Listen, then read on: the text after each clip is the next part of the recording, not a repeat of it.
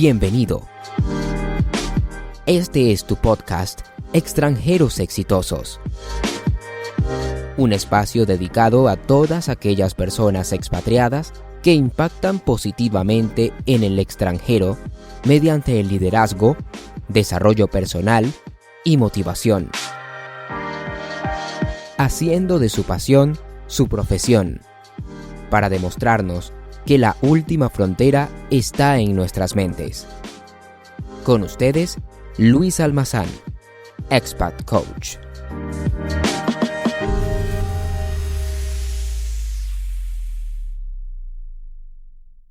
Hola, ¿qué tal amigos? Muy buen día el día de hoy. Vamos a combinar muchos elementos. El día de hoy estoy muy feliz porque hace algunos meses me propuse aprender algo nuevo todos los días. No me voy a la cama sin antes haber aprendido algo nuevo. Y el día de hoy, con la invitada que tengo en el podcast, estoy seguro que al término de esta plática voy a ser mucho más inteligente. Ustedes van a ver por qué.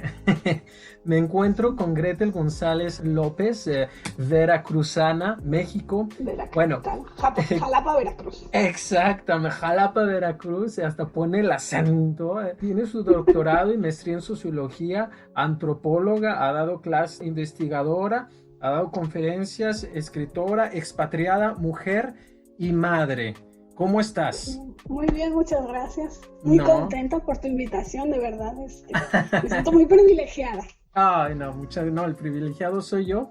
Sobre todo, ¿sabes por qué? Porque vamos a pasar un momento muy bonito, muy ameno. Vamos a platicar como si estuviéramos en un café.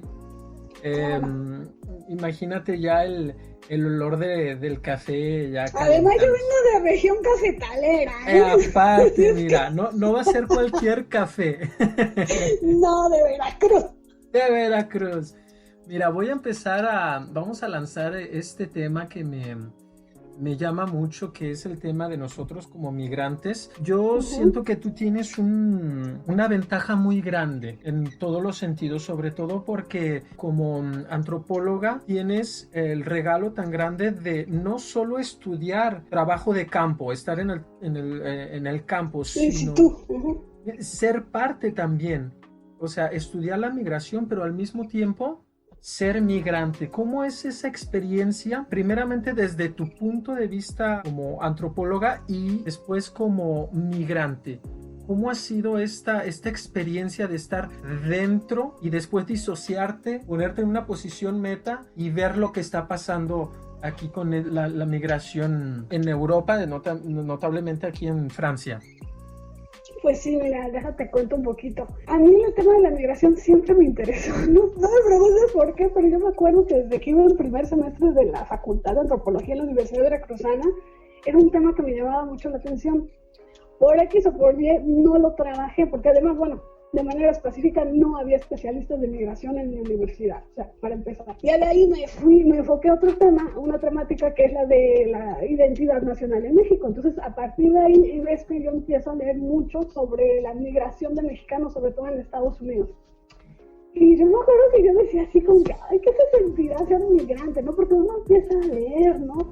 Pues todo lo que hacen, cómo se adaptan, cómo es que a pesar de vivir en otro país, con otra lengua, otra cultura, otras costumbres diferentes, ellos buscan la manera siempre de conservar precisamente lo que son. Porque yo me acuerdo, había uno de mis profesores en la universidad que un día que abordó esta temática nos decía, es que un migrante, aunque no se lleve ni una sola maleta, lleva todo en su cabeza. Y yo me acuerdo que decía, ay, qué chistoso, o sea, ¿cómo que lleva todo en su cabeza? Me dice, pues sí, porque a menos de que te lleven recién nacido y que tú no te acuerdes de nada, como adulto o como joven adulto, tú ya llevas toda una formación. Es decir, que la cultura se manifiesta de diferentes formas, que es, por ejemplo, a través de los gustos gastronómicos, la música, tu forma de hablar, tu acento, todo está manifestado en tu persona. Lo que pasa es que uno no es consciente hasta que precisamente tienes el denominado choque cultural. Que dices, no, pues aquí no se habla mi idioma, no se acostumbra a esto, no se hace el otro. Y ahí es cuando empieza, o al menos a mí, cuando migré, el ojo antropológico fue así como que salió, pero totalmente, ¿no? O sea, de decir, bueno, pues estos no comen tortillas, pero comen pan, no toman agua de sabores, que yo estaba acostumbrada al agua de limón, de Jamaica, de todos los sabores, tamarindo, toda la fruta de temporada, y pues aquí pura agua simple, ¿no? Y todos esos detallitos, porque yo me acuerdo también, cuando yo estaba en Veracruz, trabajé en un proyecto que era al sur del estado con franceses. Y se quejaban, es que estos nomás comen pura masa y tortillas. Y yo cuando llegué aquí, yo decía, pues estos nomás tragan puro pinche pan, con perdón de la palabra, en la mañana, al mediodía y en la noche. O sea, ¿qué no se fastidian a comer pan? Y eso es lo que hace parte de nuestra cultura finalmente, los gustos, porque además es increíble, no sé a ti cómo te habrá pasado, pero el cuerpo te pide. Claro. Porque tú estás acostumbrado a un cierto tipo de comida y además la comida es mañana, tarde y noche, no es de vez en cuando. Entonces tu cuerpo te empieza a pedir y es increíble porque bueno, yo llegué aquí en 2002 y yo les decía a algunas amiguitas que he conocido que tienen 2, 3 años que llegaron aquí, yo les decía es que Francia no tiene nada que ver a cómo era cuando yo llegué ahorita. Ahorita ya tienes las tiendas, tienes el internet, o sea, todas esas cosas de la tecnología moderna de hombre blanco no existían cuando yo llegué. Bueno, sí estaba el internet, pero por ejemplo no estaban las redes sociales, no había el YouTube, no había las cámaras, estos con el teléfono, o sea, tantísimas cosas que te privaban y realmente te hacían sentir que estabas en el extranjero. Ahorita tú te conectas al Facebook o estás con el WhatsApp, no sientes que estás fuera del país cuando estás hablando o cuando estás con tu círculo de amigos.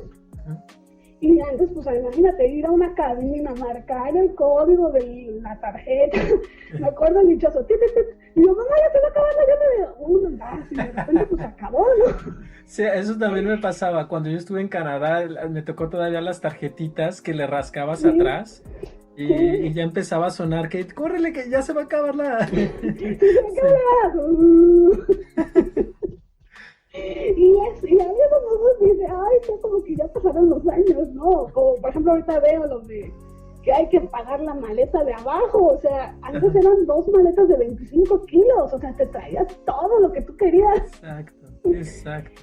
Y detalles que han ido cambiando, y ahí es donde uno se da cuenta que efectivamente el tiempo va pasando y cómo van cambiando las cosas. ¿Qué es lo que busca el migrante entonces? Desde tu punto de vista, primero vamos hablando científico. ¿Qué es lo que busca? Pues la integración. Lo primerito es la integración. Porque, bueno, a menos, por ejemplo, yo lo he visto mucho en amas de casa. Como que se encierran en una burbuja. Y sobre todo, por ejemplo, yo lo veía, pues yo viví muchos años en Nantes, y yo veía que estas mujeres, muchísimas, no todas, pues la gran mayoría, ponían los canales de México. O sea, yo decía, es que ya de entrada siguen viendo telenovelas. O sea, si siguen con puros amigos latinos, ¿por qué lo primero que haces? Porque es tu colchón, ¿cómo se dirían? Desde psicológico, emocional. Porque pues, estamos en un país, o sea, no es lo mismo si hubiéramos migrado, por ejemplo, a España o a Chile, donde es hispanohablante, a un país donde no se habla tu lengua, ¿no? Entonces, además aquí en Francia somos minoría, entonces, yo me acuerdo cuando yo llegué, era así para encontrar un latino, era así como que, wow. Ya después fui a hablar con una comunidad franco-latina en Nantes, antes donde vivíamos, y pues si estás así en bolita y fiesta, que no te integras, sobre todo las que no trabajan. Y entonces precisamente cuando tú das ese paso laboral, yo creo que ese es el primero que te va a ayudar a integrarte, porque vas a estar obligada a hablar del idioma del país en donde estás y aprender pues cómo funciona el sistema. La integración, ¿y en qué momento el migrante comienza entonces a perder su identidad? Yo creo que nunca la pierdes.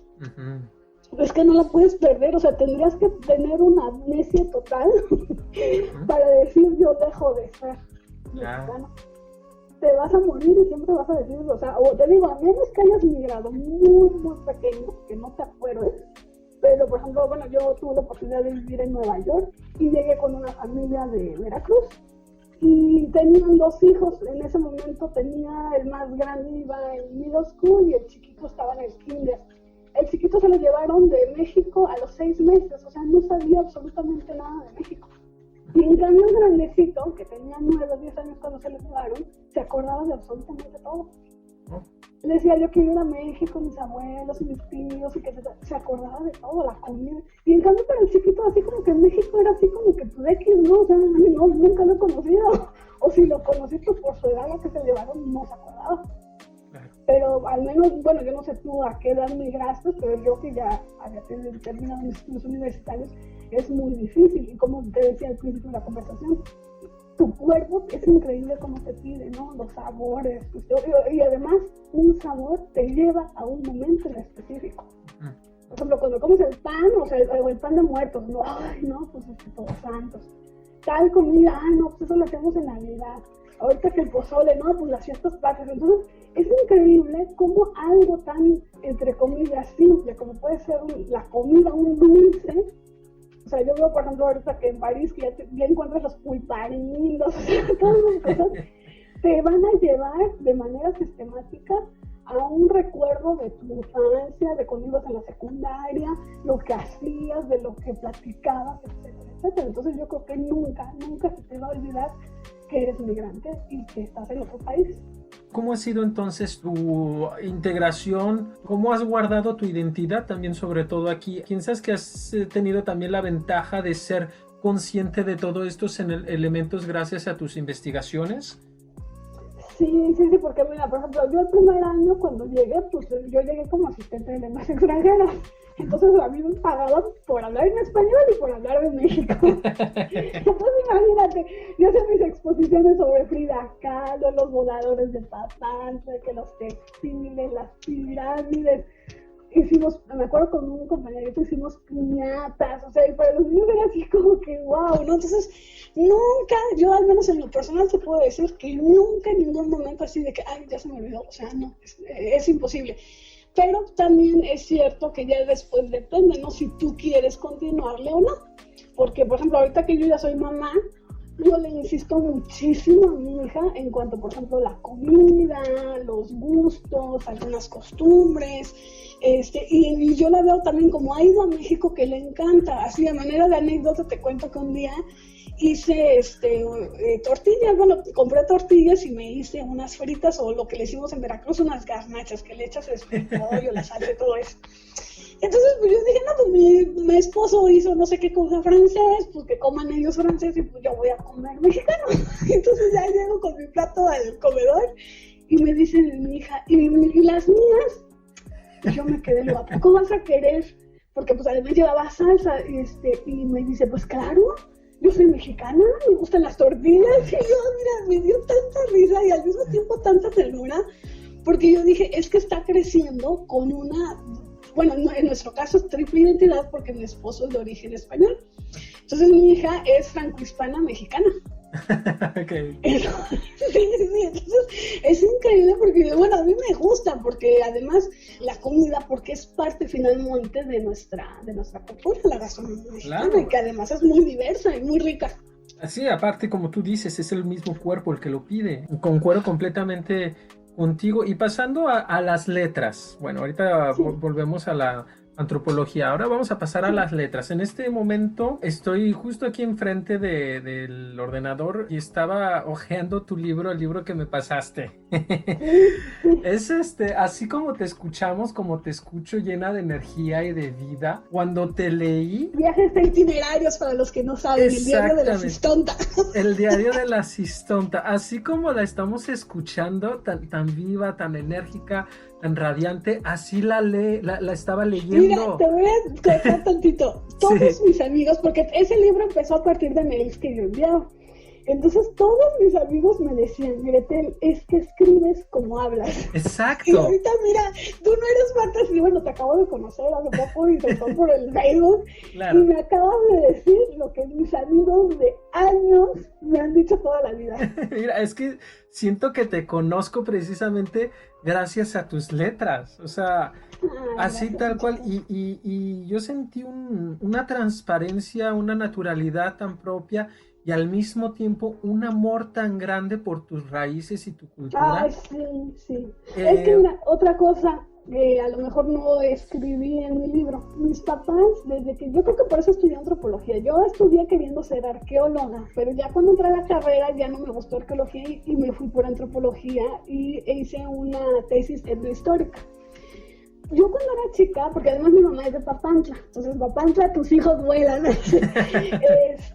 Imagínate, todas las vacaciones, pues íbamos al Tajín, y si no íbamos al Tajín, nos llevaban a Teotihuacán, y si no a Monte Albán, y si no a Chichén Itzá. O sea, yo crecí con la cultura mexicana porque mis papás estaban muy orgullosos de ser mexicanos y nos transmitieron el orgullo por nuestras raíces y nuestros orígenes, en este caso indígena, porque yo siempre digo, yo soy jarochilla totonaca, soy de Jalapa, pero soy de Veracruz, pero tengo origen totonaco, de Papantla, entonces, porque además tengo una maestra franco-mexicana, bueno, es francesa, radicada en Jalapa, fue mi maestra en la universidad. El otro día me decía, bueno, y entonces, ¿tú cómo te defines a ti misma? Les digo, pues es que yo ya soy franco-mexicana, pero pues soy de Veracruz, y en Veracruz mi papá es poblano, mi mamá de Papantla, entonces, y ahí se refleja lo que nos dicen los estudios migratorios, que al final de cuentas todos somos migrantes. Si tú te pones a analizar tu historia generacional de tus antepasados, siempre vas a encontrar que ya sea los papás, el papá o la mamá, los dos papás, o uno de los abuelos, los tatarabuelos, siempre va a haber un migrante en la familia. Entonces, es mentira eso de que, ay, no, o sea, aunque te hayas movido de 50 kilómetros, o en nuestro caso 10,000 kilómetros, claro, todos somos migrantes de alguna u otra manera. Precisamente lo que yo me percibí leyéndote. ¿Tienes otros libros? Cuéntanos sobre esto. El primer libro de viajes itinerarios, que como lo decía, ahora sí que se me chispoteó, fue sin querer queriendo. Lo que pasa es que yo escribía mails, porque en ese momento pues no había todo este rollo de WhatsApp, Facebook, etcétera. Entonces yo la manera de estar en contacto con mi familia y con mis amigos era a través de los mails. Para eso, donde yo trabajaba, nada más nos daban chance, casi que una vez por semana, de ocupar en la sala de cómputos.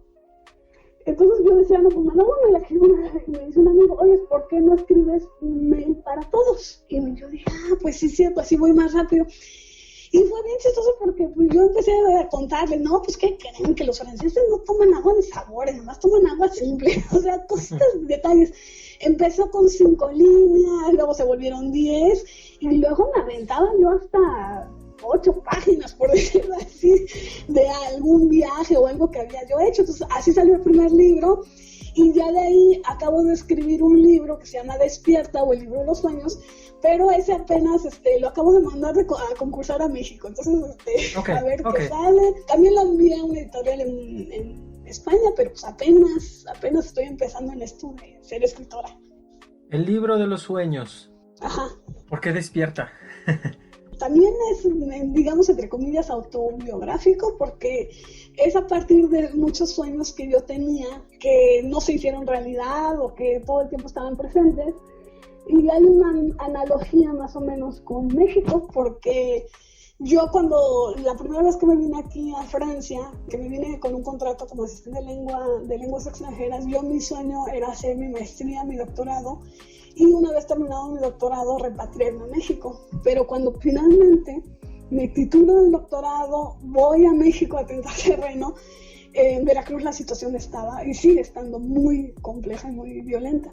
Entonces me acuerdo que me hicieron una reunión, mi familia, estaban mis papás, mis hermanos, primos, tíos, etc. Y me dijeron, no te regreses porque aquí está horrible. Tú ya tienes la oportunidad de estar afuera, ya tienes tu diploma de doctorado, dominas la lengua, ya conoces el sistema, etc. ¿Cuántos de nosotros quisiéramos estar en tu lugar? Yo me acuerdo que un primo me dijo, prima, si yo tuviera la oportunidad de irme de México con mi familia, yo lo haría, pero no puedo. Tú ya estás afuera, quédate allá donde estás. Y mi mamá me decía, búscate un trabajo y vienes en vacaciones. A mí me dolió muchísimo. Cuando regresé me dio una depresión tremenda y pues tuve que empezar a tomar terapia, porque imagínate tantos años, porque además había gente que nos creía, mi esposo y mí, que teníamos el proyecto de regresar a México. Yo no vine para quedarme. Y la vida pues me dio un giro increíble, y pues que siempre sí te vas a quedar. Entonces, y otra vez, para mí fue un empezar de cero, porque imagínate, si yo me hubiera repatriado, pues ahorita a lo mejor yo ya estaría en un instituto de investigación, yo ya estaría dando clases, y me quedé así como que en ceros, o sea, vuelvo a empezar. Y entonces, y esa es otra cosa que a mí me gusta mucho de repente comentarla, porque es bien difícil, ¿no? Mira, yo tengo varias amigas mexicanas que nos quedamos con doctorado, postdoctorados, y que tu diploma no te asegura absolutamente nada. O sea, no porque ya tienes un doctorado, un postdoctorado, ya vas a encontrar trabajo, ya se te van a abrir las puertas. Yo ya tengo la doble nacionalidad, o sea, y sin embargo es bien complicado. Entonces yo, entre comillas, tengo la fortuna de que como mi esposo es traductor certificado, yo le dije, pues mira, ¿sabes qué? Acepta todo lo que te llega, pues yo me voy a encargar de hacer las traducciones y pues tú eres el que firme y sella. Y precisamente a partir de ahí fue donde me vino la idea de empezar a trabajar la cuestión migratoria, porque yo empecé a ver pues gente que de España, de México, de Guatemala, de Chile, de Argentina. Yo dije, es que es increíble. Bueno, yo vivo en el departamento de l'Eure, el 27, estamos a 1 hora de París. Y yo decía, pues yo siempre decía que yo vivía en un pueblo bicicletero, ¿ves? O sea, yo vengo de una ciudad grande, capital, 500,000 de habitantes, o sea, yo acostumbrada pues al movimiento, y pues aquí donde yo vivo es muy tranquilo, 50,000 habitantes, 80 con la aglomeración, entonces para nosotros es pueblo, ¿ves? Y yo dije, ¿cómo es increíble que uno aparentemente siente como que no pasa nada, o que son municipios pequeños, que no hay mucha gente, y sin embargo empecé a ver todo este movimiento migratorio, ¿no? Gente que llegaba de Colombia, que de Cuba, de Puerto Rico, República Dominicana, y entonces yo dije, ¿por qué no empezar a trabajar esta temática? Que además a mí toda la vida me llamó la atención y me gusta, y se me hace que es un tema súper apasionante, porque además yo misma soy migrante. Todo el tiempo yo te puedo decir, a través de mis amigas, de conocidos, que yo todo el tiempo estoy escuchando las historias de las personas, porque además uno como antropólogo, yo que soy antropóloga social, pues nuestro plato fuerte ahora sí que son las entrevistas. Claro. Y la gente te está contando que su propia experiencia, lo que sienten, lo que piensan, y entonces todo el mundo a mí me platicaba sus propias vivencias, ¿no? Nada, pues que por ejemplo que yo llegué en los años 90, o sea, yo llegué hasta el 2002, o sea, y las diferencias de los que llegaron en los años 90, los que llegamos al principio de siglo, los millennials, o sea, que ya están súper adaptados con la tecnología, y vas viendo la diferencia generacional, pero también de género, porque no es lo mismo un hombre que una mujer. Yo casi siempre, por ejemplo, cuando yo vivía en Nantes, o luego, por ejemplo, que voy muy seguido a París, o que estoy aquí donde vivo, siempre ves mujeres, siempre, o sea, yo creo que como que el 85% somos mujeres, migrantes, casadas con un francés, resulta que el francés se fue a México a trabajar, de vacaciones, a visitar a un amigo, etcétera, ahí se conocen y ya se traen a la mexicana. Y en cambio de los hombres, es muy diferente la trayectoria migratoria, porque generalmente vienen a trabajar o vienen de estudios. No es así como que una cuestión personal. Y cómo finalmente te quedas, y lo que implica las dificultades de ser migrante en otro país, sobre todo cuando tienes, entre comillas, la desventaja de que te formaste fuera. O sea, porque yo siempre se los digo, no es lo mismo que tú hiciste aquí la prepa, aquí la carrera, aquí tu máster, o sea, que te continúas, a cuando llegas, a ver, intégrate al máster, y que ya cambió, y que es diferente. Yo me acuerdo, yo tenía compañeritos en la maestría que no habían perdido ni un solo año. Y para mí era así como que increíble cómo a los 26, 28 años ya tienen un doctorado. Y nosotros ya lo estamos teniendo la gran mayoría, pues cuarentones, ¿no? Sí, ya terminando los 30, sí tienes razón. Sí, o sea, es diferente, o sea, y las desventajas que tienes por ser extranjero, porque tu visión no es la misma. Yo soy antropóloga, hice un máster en sociología, un doctorado en demografía, y aunque aparentemente es humanidades, cambia porque son especialidades específicas cada una de ellas.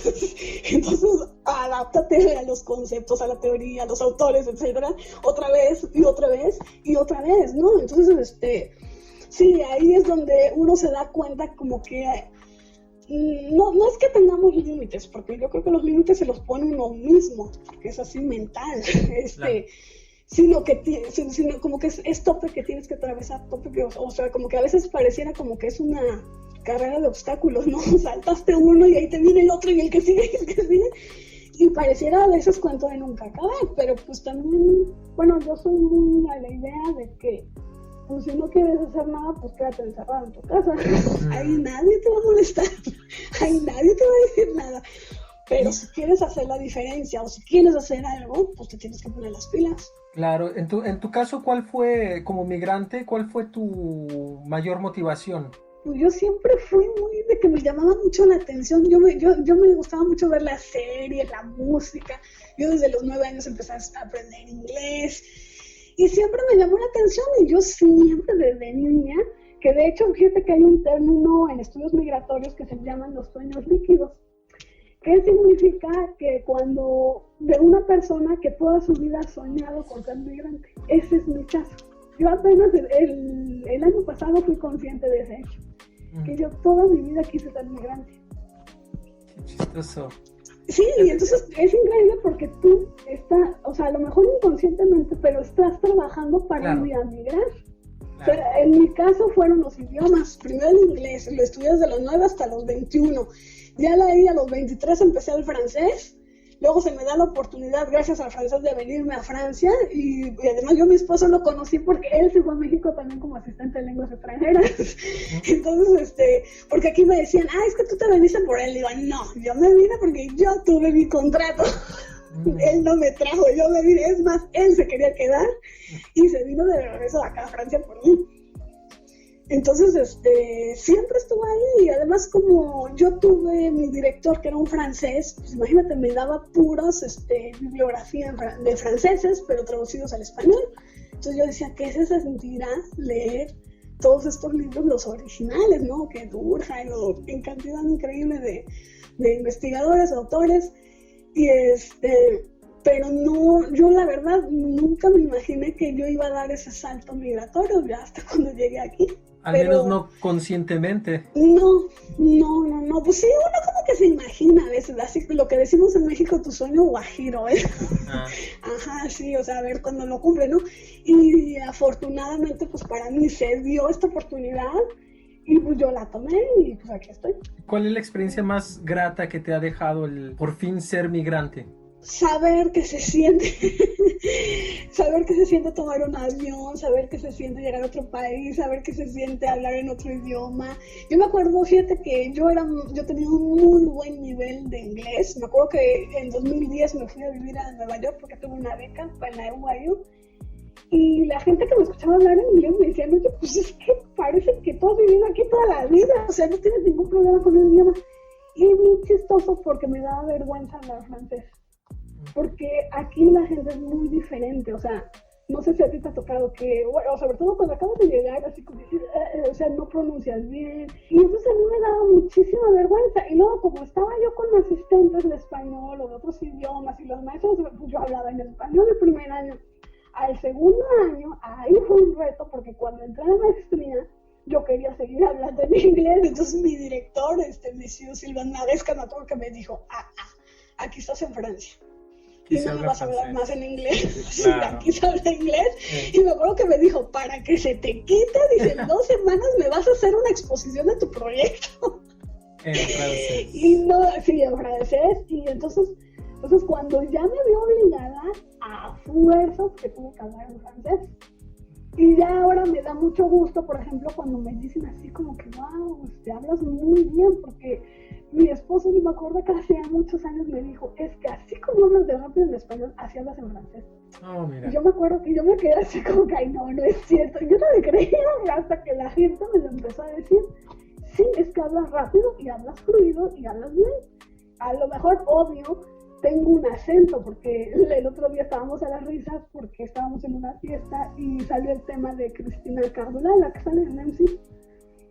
Y yo me burlaba de ella, ¡jajaja! ¿Cómo hablo francés? Hasta que a mí alguien me lo dijo, es que tú hablas como la brasileña. Pues sí, o sea, la de la moda. Entonces yo dije, no, pues es que al final de cuentas, la maestra que te decía, mi maestra de arqueología es una francesa, tiene 50 años en Jalapa, y te sigue hablando, por favor, que tú o sea, no manches, ¿cómo es posible que después de tantos años sigas teniendo ese canijo acento? Pues yo creo que con nosotros es lo mismo, o sea, porque no es nuestra lengua materna, simple y sencillamente, porque además yo llevé clases de lingüística y es lo primero que se te enseña, o sea, hay sonidos que se aprenden o que se impregnan en los 2 primeros años de vida. Si tú a esos 2 años no los aprendiste, después los vas a intentar hacer, pero nunca te va a salir exactamente como es al original. Ese dato es interesante. Sí. Desde el 2002 estás acá en Francia. ¿Cuál ha sido la mayor enseñanza que te ha dejado esta etapa de tu vida?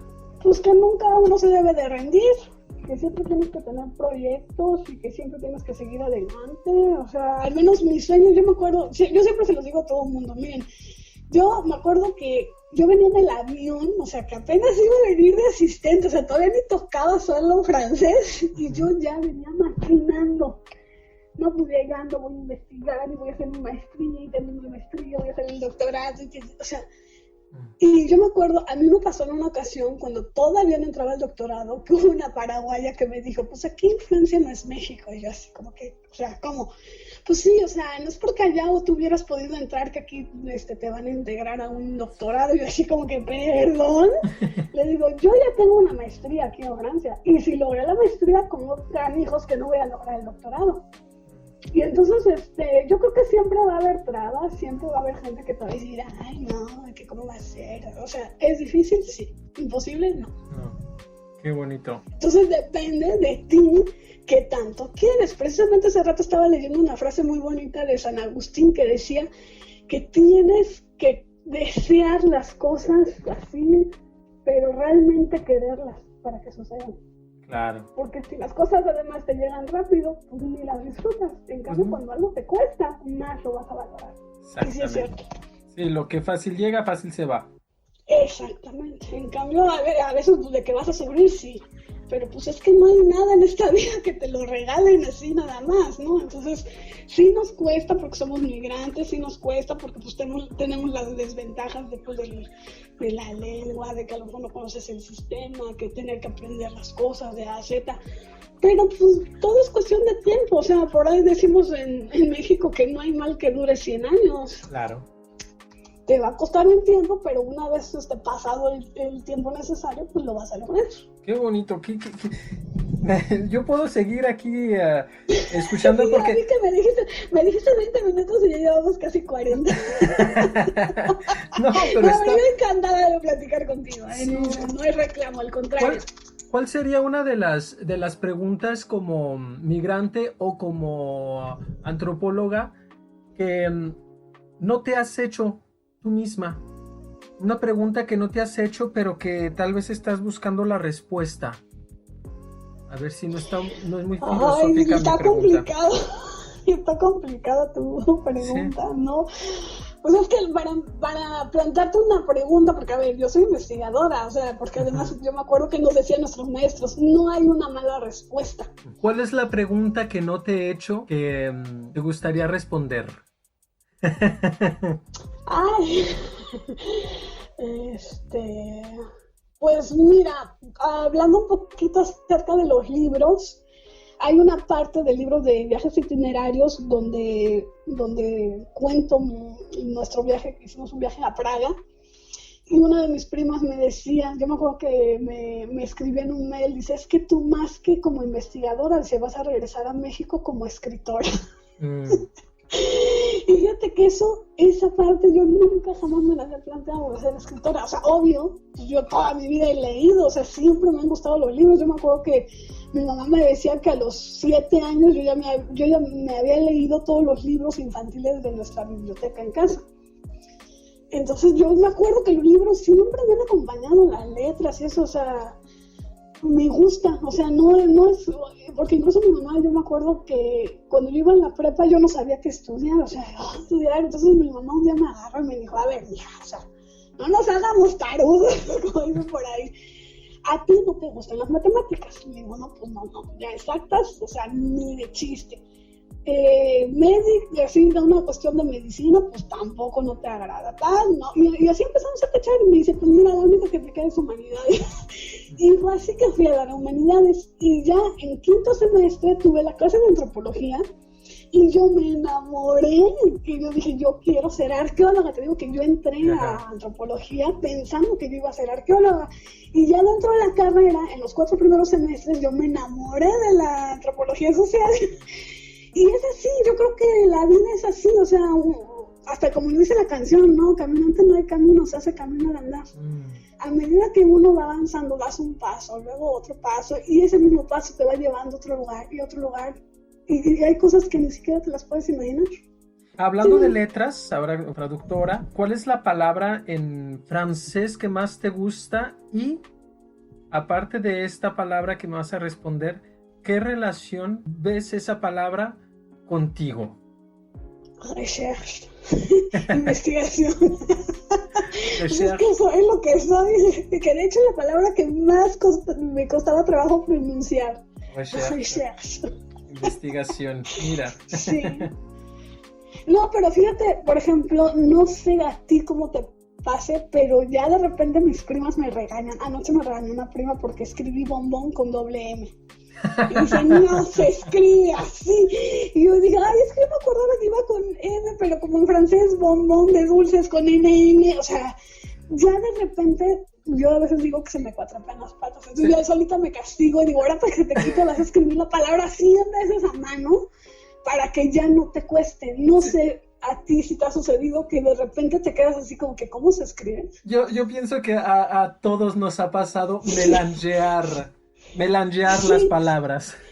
Sí, y yo me quedé porque ya empiezas a hacer traducción literal. Una amiga un día me dijo, ay, me compré una blusa bien simpática. Y ay, yo, ¿cómo que una blusa simpática? Eso no existe. Te pusiste a hablar con ella y tomaron un café juntos. Sí, pero es bien chistoso porque, o sea, es más fácil captar el error en el de enfrente que tú mismo. O sea, el resbalón es inconsciente. Claro que sí. Para no alargarnos, Gretel, juste. Mira, ¿ves? Justement. Alors. Mira, ya ves lo que ocasionas.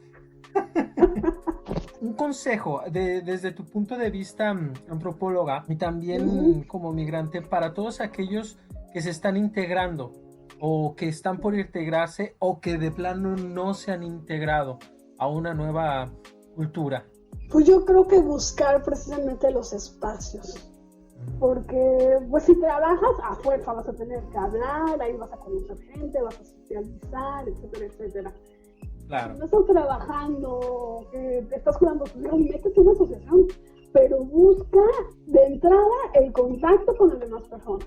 Yo sé que es difícil, porque tienes que ir conociendo a gente, el vecino, aunque sea el señor del autobús, o sea, pero mira, aunque sea una persona, pero con esa persona platica y te va a ayudar precisamente en cuanto al lenguaje y la pronunciación, que es lo más complicado. Claro. La escritura ya es otra historia. No, pero eso ya pues, sí, es frustrante, sí, pero pues ni modo, o sea, si no te equivocas tampoco no vas a aprender. Claro, es eso, no hay error, solo retroalimentación a final de cuentas. Exacto, y yo creo que es la forma en que veas las cosas. Si a ti te ponen un vaso, agarras la forma de un vaso. Si te ponen un plato, agarras la forma de un plato. Entonces tú siempre te vas a integrar o adaptar, exactamente esa es la palabra que yo buscaba, te vas a adaptar a la situación. No es fácil porque hasta me acuerdo que una amiga del doctorado mexicana me decía, Gretel, si a ti te cuesta trabajo siendo como eres... Wow, imagínate a nosotros los terrenales. Sí, pero bueno, yo creo que la lección del día, digámoslo así, es que nadie tiene las cosas regaladas. Claro. Decía mi papá, si las cosas fueran fáciles, cualquier tontejo las haría. Claro. Porque hasta para hacer unas enchiladas tienes que saber cómo hacerlas. Claro que sí. Entonces, mira, ya sea los que están en México... Sí, no, y yo de repente pensando también en la situación que estamos viviendo en México, ¿no? Claro. O sea, ellos la tienen complicada, nosotros también, pero son diferentes formas de de vivir la vida, ¿no? O sea, aquí tenemos otro tipo de complicaciones, allá hay otro tipo de complicaciones, o sea, pero al final de cuentas la vida no es fácil para nadie. De verdad, me da muchísimo gusto, de verdad. ¿Cómo te pueden contactar la gente? Pues si quieren por mail es greglo 0576 yahoo.fr. Ahí me pueden escribir, pues con muchísimo gusto. Aquí estoy para lo que se les ofrezca. No, quiero agradecerte infinitamente, de verdad. Yo digo muy seguido, me digo a mí mismo que estamos aquí en la vida para aprender. Pero si aprendemos así divirtiéndonos, qué mejor. Y yo siento que esta plática que tuvimos, estuve aprendiendo, pero me estuve divirtiendo.